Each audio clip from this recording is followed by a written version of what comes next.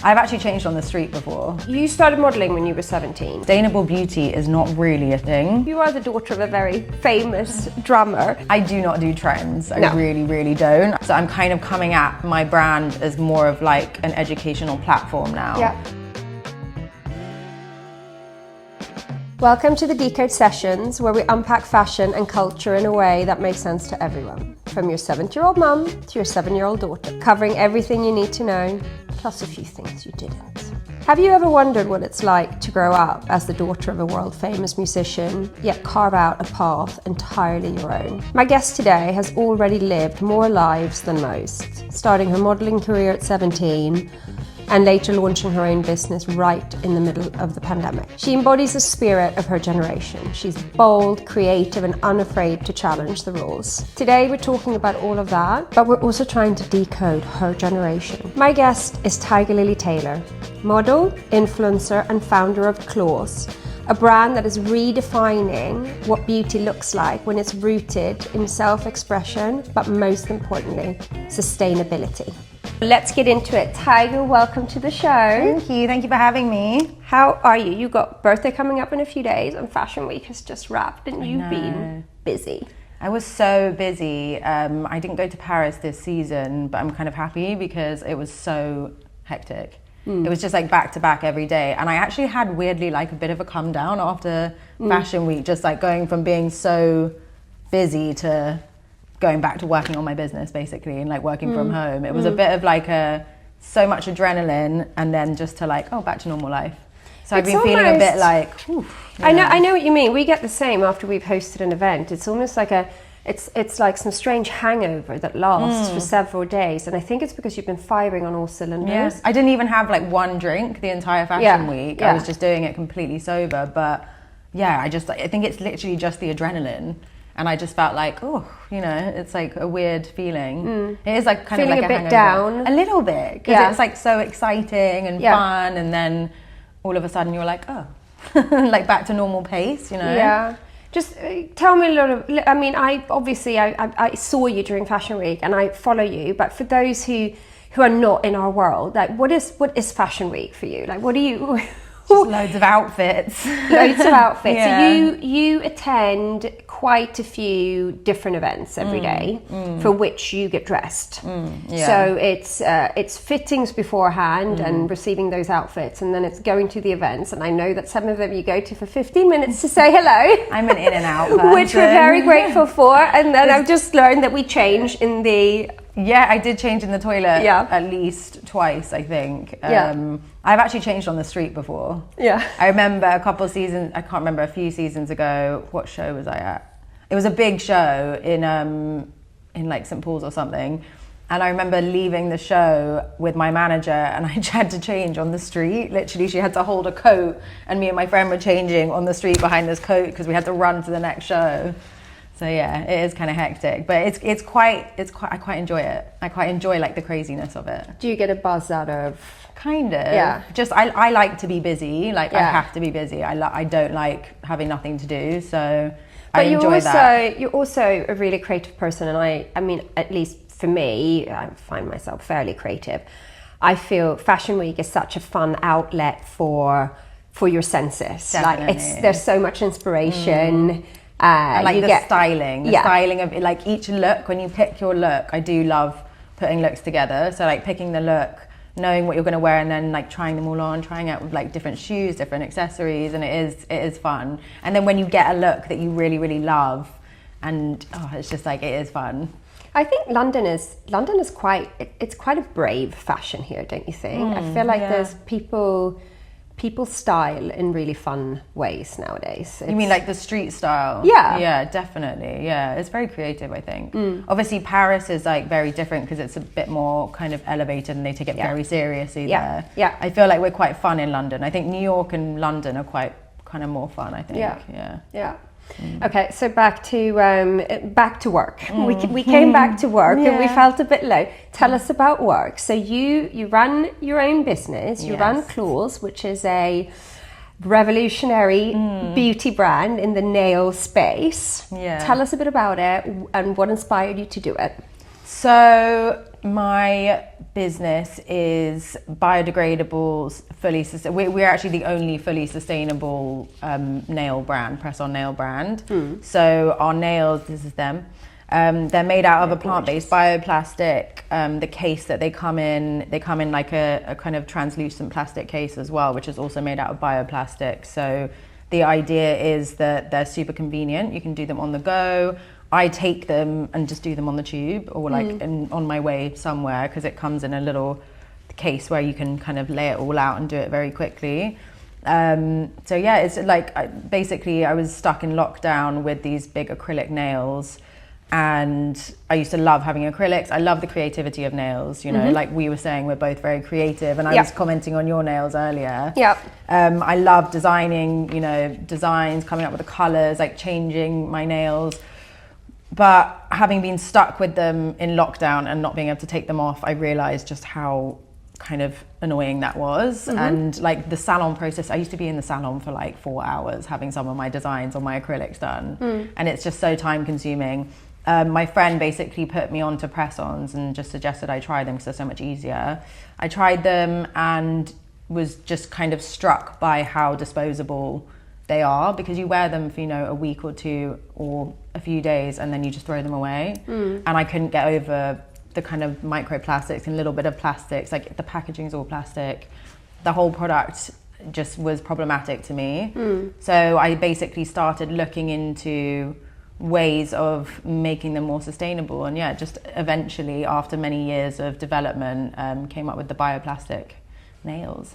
It's interesting because as a bit of a, I mean, I love having my long nails, and my nails are a bit of a statement. I don't really like wearing rings, so instead this has become like my feminine thing, you know. And I go and get them done every 2 weeks. I would have never thought of wearing press-ons. Press-ons for me is something that my 7-year-old daughter plays with, and I need to go and get my nails at the salon. But at the same time, the challenge that you just presented of being stuck, it's a little bit like you're in this straitjacket when you're stuck with nails that have come out a little bit too long and they don't look good anymore, but you can't go and remove them. That happens to me quite a lot when I travel. So I'm now always like planning, if I go away, like how do I need to do it? I check beforehand, like where's the nail salon where I can go and update them when I'm away. But you've just solved that problem. Yeah. Well, obviously they grow out as well when you have them. And it's just, I just don't like being stuck. And I box as well, and I'm very like physical. I train a lot. So having had so many nail injuries when I was boxing with my acrylics, and I've like ripped off nails before in boxing. I was doing Krav Maga and my nail got caught and the whole thing ripped out. It was just a nightmare. That's not very comfortable. Yeah, so now I just put them on for like, you know, they can last for like a week, 2 weeks if you want them to stay on, but I also really like changing them. So I'll put them on, have them for a few days. If I have a boxing class, I can take them off and then I can put on a different color or put them back on again. I really wanted the whole product to be really reusable. So we don't sell glue, we only sell the sticky tabs. So the kit comes with these little sticky tabs, and I actually find them more effective than glue. I can't wait to try this. I know, I should have brought you some. But can you believe it? It's not that, but I am so old school when it comes to these things, and here I am sitting, like seriously thinking, I'm not just saying that to please you right now, but I am seriously thinking that maybe not always, but every now and then, I think this would be, but maybe after a few every now and then, maybe it becomes an always. I think and that is your challenge, right? Yeah. Because I can imagine that your biggest challenge is sort of changing that perception. And, you know, salons are popping up everywhere and nail art is such a big thing. But I think it's also gone a little bit from, I used to, when I moved to London 20 years ago, and I came from Sweden where we, at that time, didn't have many nail salons. And still, you know, there's more, but it's not like here. But then for me, it was like a Saturday treat to go and get my nails done. Now it's a little bit more like, oh, I need to get the nails done. Like I usually do it on a Sunday because I want them done ahead of a new week. It takes so long. It takes so long. So it's gone from being a treat to a little bit of something that needs to like be a done. chore, So, yeah. But with all these salons popping up and everyone already having like in their kind of, it's sort of in our backbone that, you know, every 2 weeks or whatever it is, we go and get our nails done. I'm guessing that's the biggest thing that you need to shift, like the biggest. Definitely. I think for women as well, like nails is such a personal thing. Yeah. Like everyone has the shape that they do, they have the colors that they do, they have like their own thing. And I feel like it is such, like you're saying, it's such a ritual. It's such like a self-care ritual. So I think just educating, like a lot of my brand and a lot of my business at the moment is all about education, just trying to educate people about, you know, how toxic the nail industry is, and also trying to educate them about just how much more convenient it is and how much easier. I mean, you started modeling when you were 17, and you've been in the fashion and beauty world effectively for most of your kind of grown life, right? And you still are.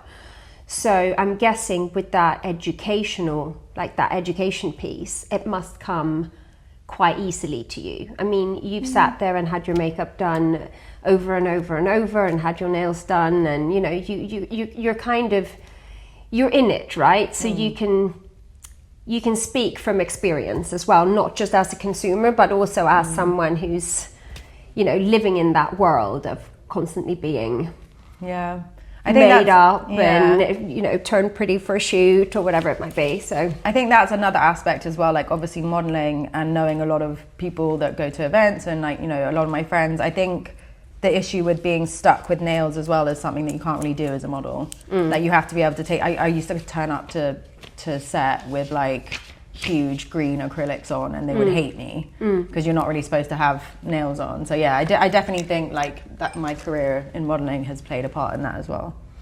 And so speaking of your friends, I can imagine that, you know, you have a community around you of sort of like-minded people, or people like yourself who you know, are on social media and who are in the sort of fashion world or music world or art or whatever it might be.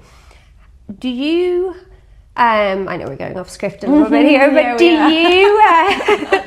we're just chatting. We're just chatting. Do you work with your community to kind of spread the word about your product? Like, how do you do that? Because I mean, that's every brand's kind of dream is to have a strong community around them. And you already have that. Like, you already have a community of influential voices in your close proximity. Definitely. I think obviously working with a lot of my friends, just in terms of like supporting the brand is amazing always. But I think with specifically with the sustainable sector, it's quite a small community, and especially in sustainable beauty, because sustainable beauty is not really a thing. Like, there are obviously a lot of sustainable brands and cruelty-free and vegan brands, but for me, a massive part of the business that I'm really fascinated by is the packaging. And packaging in the beauty industry is not sustainable because it's pretty much all plastic.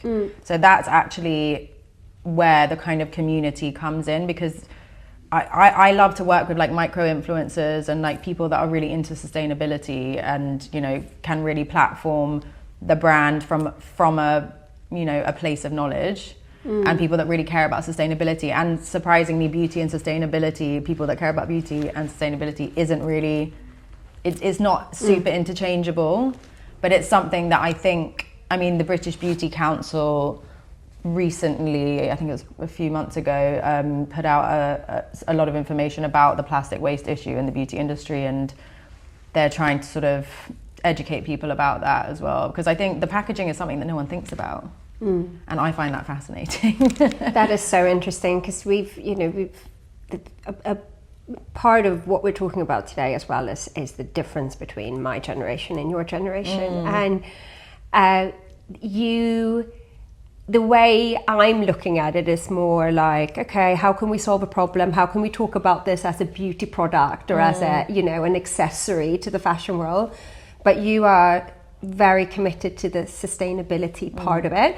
And I love that, because so many brands are trying to shoehorn that in because it needs to be there, because they also know that your generation you're so hot on that. Whereas, you know, previous generations, it's also because everything that's happening to our planet is happening now. You know, 20, 30 years ago when I was younger, it wasn't as big a problem. But we talked about, you know, the internet and, you know, being accessible through mobile phones and stuff is something that you've kind of grown up with, but it came to me like when I was late teens. So therefore you've been living and breathing this whole kind of planet Earth sort of conversation for a very long time. So it's so nice to hear that someone like you starts a brand and you're not just saying that it's sustainable, like that is it for you. Yeah, that's the ethos. That is it. The main message. You're not trying to fix someone like myself who's on holiday and her nails have grown out a little bit too long. Like, how do you fix that problem they're great for for Anna? Traveling as well. Yeah, you are fixing that problem too, but you're really coming at it from the sustainability angle. I love that. Yeah. I think personally, from like my personal brand perspective, like even starting a business in the first place, I just don't see the point for me in starting a new brand, because every market is oversaturated. Yeah. So unless you're going to be starting an innovative brand, like bringing an innovative product that is sustainable, I don't see the point in it.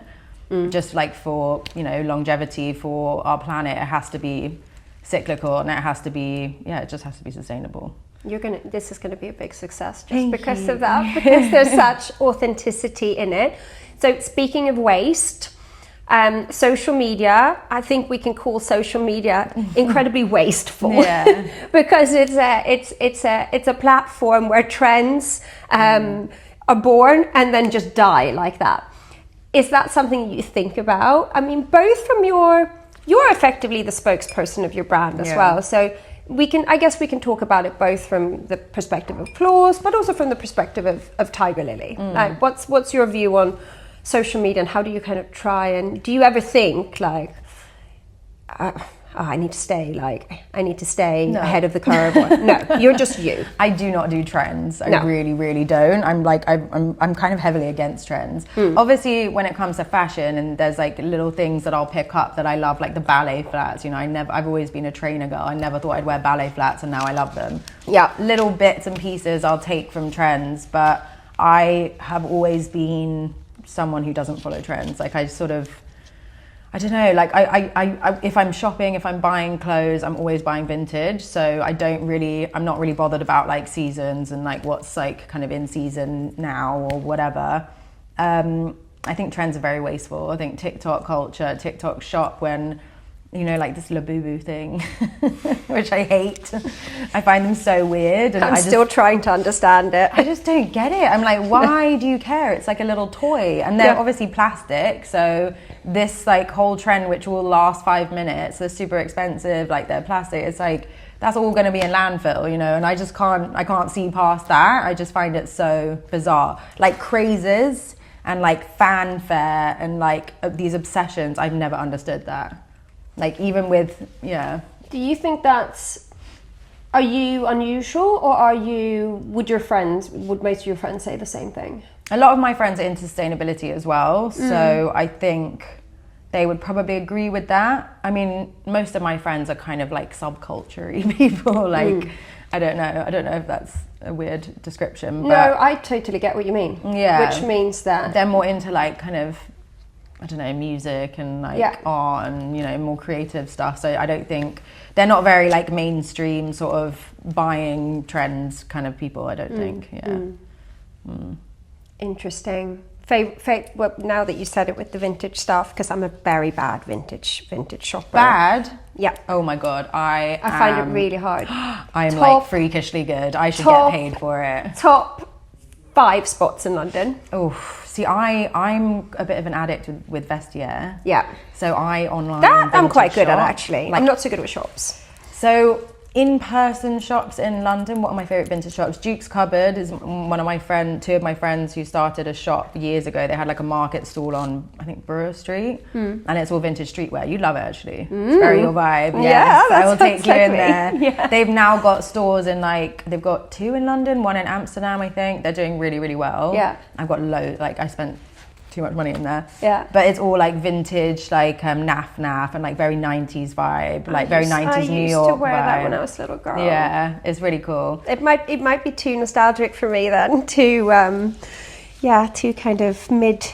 90s for me, but yeah, I'm sure there's other things in there. And then where else? I mean, not even in London, but I think Paris has got really good vintage shops. Amsterdam is very good vintage. Japan, I was in Japan last year. And in Japan, I buy vintage. I mean, because the stores there, it's like Japan in everything general is pristine. It smells my good. Bag, my Miu Miu bag. Yeah, I can see that that's a vintage so one. nice. I love buying vintage kimonos and vintage denim in Tokyo. Oh my god! I mean, Tokyo it's just better over there. I feel like Japan's just like superior to everywhere else. No, it is. Everyone deserves a visit to Tokyo. I do actually love all the Hello Kitty stores and stuff as well. Really? That is a lot of plastic, but I do love that. So speaking of marketing and Labubu, so one thing that people often say about your generation is that you value authenticity and self-expression, and that marketing like doesn't really bite on you. Would you say that that's, I mean, I think we've answered that question. Yeah, no, but I do agree with that. I feel like that's a really interesting thing, because even with my business, like I went into starting a business with no business experience. Yeah. So I kind of just like went in head on and figured everything out along the way, still figuring it out. And marketing is definitely like the key point that I think is probably my weakest point personally, and that I could definitely educate myself kind of a lot more in. I think, I've just completely forgotten the question, sorry, what was it again?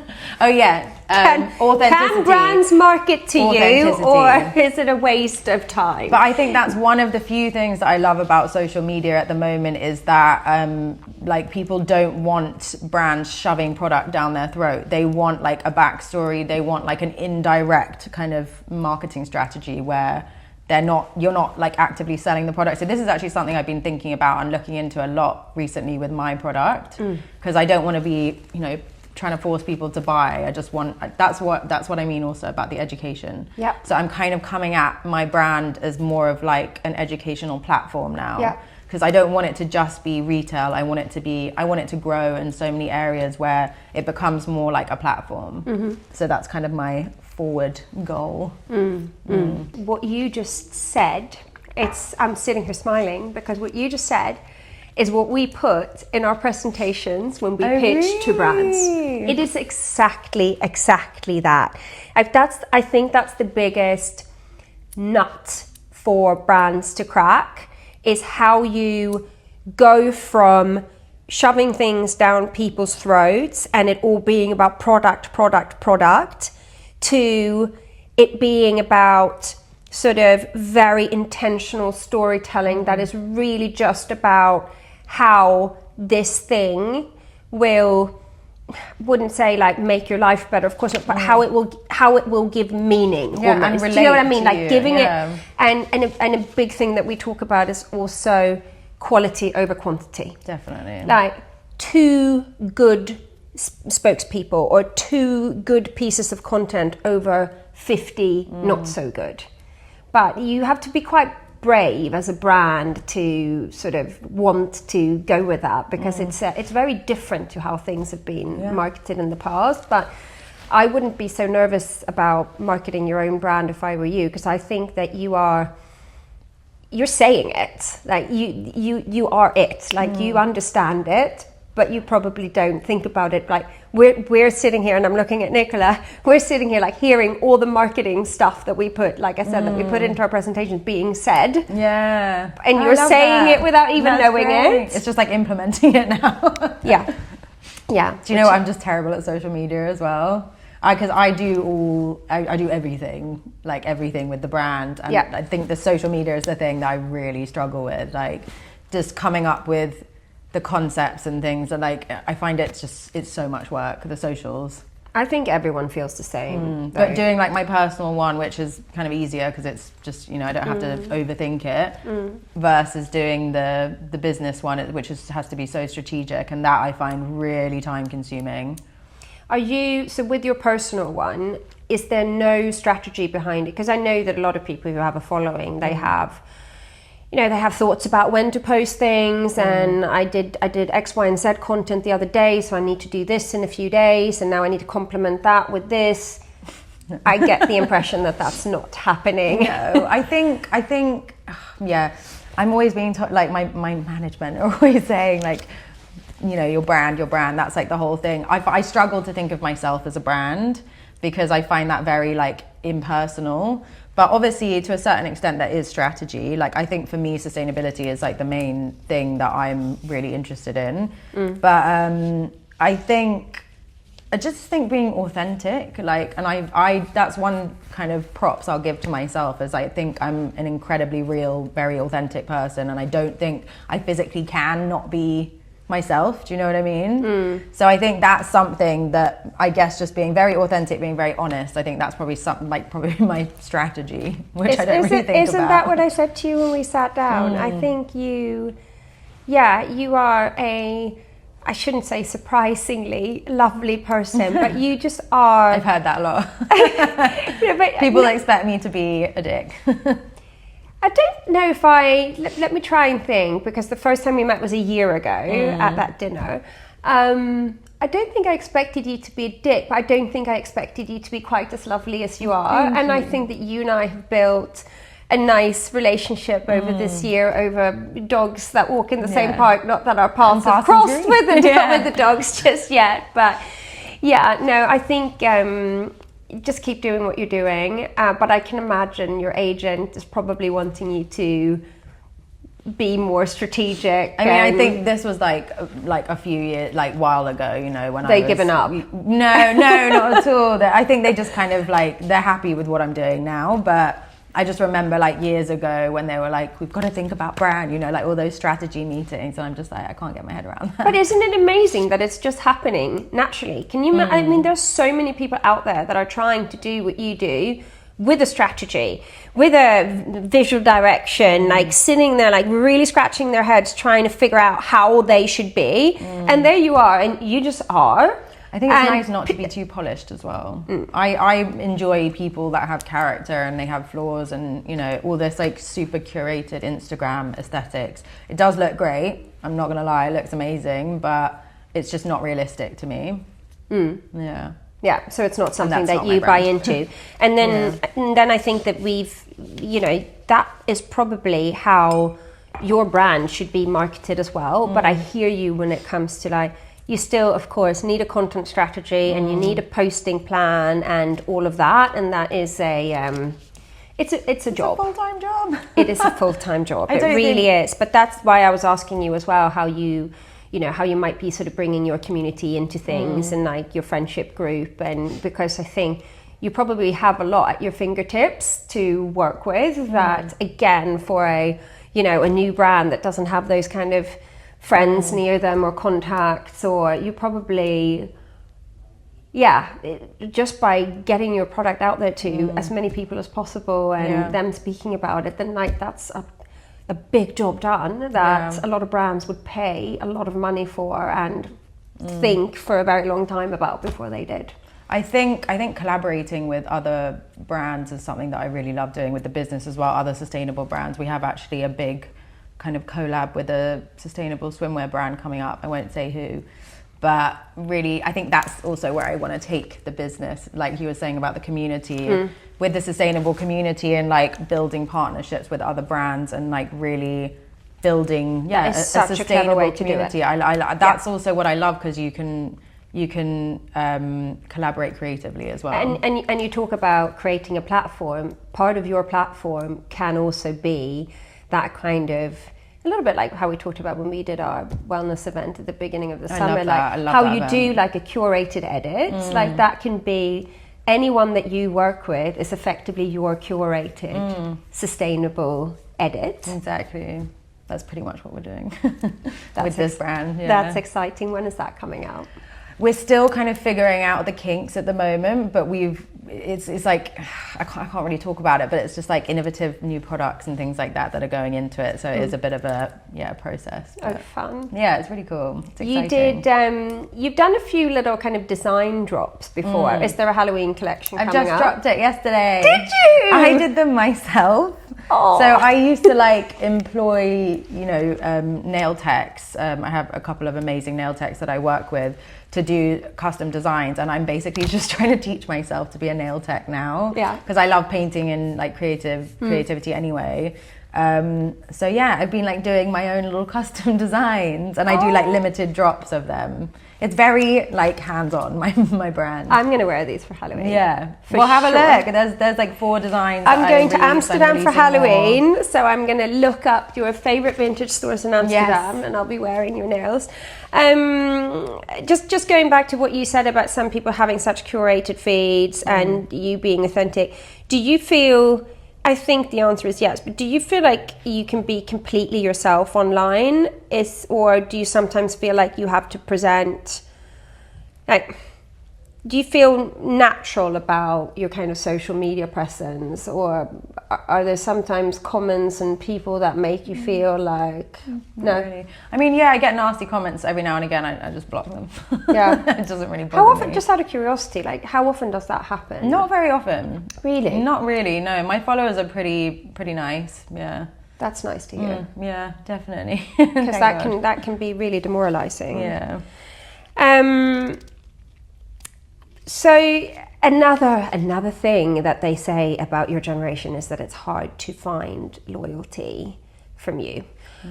Do you consider yourself a loyal person? Like, what do you look for with brands? And it's obviously, you know, being good to the planet and the sustainability side. So a few brands that you like, what would they be? You wouldn't buy a beauty brand unless it was sustainable? I try not to buy like any beauty products if I can. I have one beauty brand that I am very loyal to. A friend of mine actually launched it. It's a skincare brand. It's called My Skin Feels. So it's fully sustainable, obviously. She recycles food waste. So she uses old food waste and makes it into skincare, which sounds weird, but if you do the research, it's honestly the best cleanser and the best moisturizer I think I've ever found. And I love it. So I use that religiously. What else? Clothing or just beauty brands? No, anything. I love Pangaea. It's a classic. I love. I'm a big kind of tracksuit comfortable person. So just knowing like the storylines behind Pangaea, like the way it's structured, the way that they market, the fact that all the packaging is biodegradable, the fact that all of like every part of that business is ethical, and I just love that. What's her name behind the brand? Like one of the OG bloggers. Yes, it's an influencer brand. Is it? Okay, I should know. I can't remember her name right now, but back in the day when the blogs came out, like long before Instagram, and when the bloggers started to go to fashion shows, Mira Duma, Russian. Do you know what? Russian all I know blogger. is about the sustainability aspect. I don't know about anyone who runs it. Again, that's so amazing. I need to do more research. You bought into It's just the materials. I'm really into materials. Yeah, and you couldn't give a shit about who runs the brand or if she sat front row at Dior 10 years ago. I think I'm like, having done my business, I'm just obsessed with waste and like reducing waste. So now like packaging, materials, like, I don't know, just like thinking about what things are made of is like my obsession now. Yeah, no, and I hear that and I appreciate it and I love you for it. We're going to wrap this up, but before we finish, I am going to have to ask the question because, I mean, Nepo babies, it's such a kind of common term now, and you kind of are one. Yeah, you are the daughter of a very famous drummer. Has being Roger Taylor's daughter, do you feel like it's been beneficial or has it ever sort of not gotten in the way of things, but has it made things more difficult? Honestly, the term Nepo baby, whatever it is, I'm not. Did I say that wrong? No, I have no idea. That's why I just said both of them. I've been asked that question so many times. Like, obviously, I'm not kind of delusional, you know. I know who my dad is, and like I'm not ashamed of the fact that my dad's successful. I'm really proud of him, you know. I think he's done amazing things. I think obviously I'm not in music and my dad's not in fashion and he's not in beauty, so I see it as like 100% in modeling. I think the name definitely helped and definitely opens some doors to jobs and just people being interested, but I do believe that you know, the name might open the door, but you're going to have to do the work and walk through it yourself out, you know, with everything. So I think I've put in a lot of years. I was just going to say, I mean, you've been working for long enough now to have, you have, you're Tiger, you are your own person, and you have your own relationships, and you have, you know, respect for the things that you've achieved yourself. So, yeah. But I think it's good to acknowledge the fact that I'm privileged to have had that helping hand, and not kind of not try and deny it or not try and shy away. I think it's just like good to acknowledge that. No, and you said something that really resonated with me on the previous podcast that you were on, where you talked about the experiences that being your dad's daughter has allowed you to have.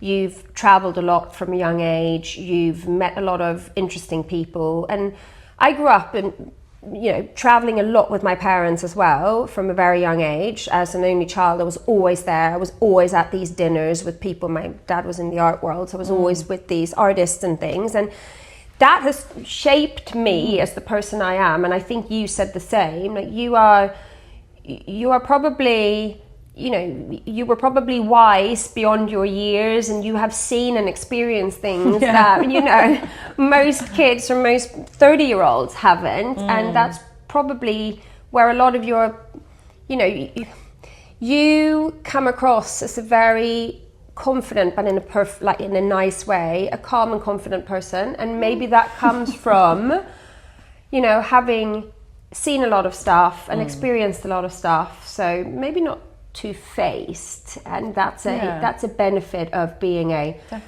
nepo baby. Should we close on that? I'm very lucky to have had all the experiences I've had, for sure, and I'm just 100% grateful for it. And I think it's important when you do have, you know, that kind of background, just to be grateful. Do you know what I mean? But you have also worked hard for where you of course, to be where you are today. Exactly. Thank you for joining me. Thank you so much for having me. This was lovely. Loved it.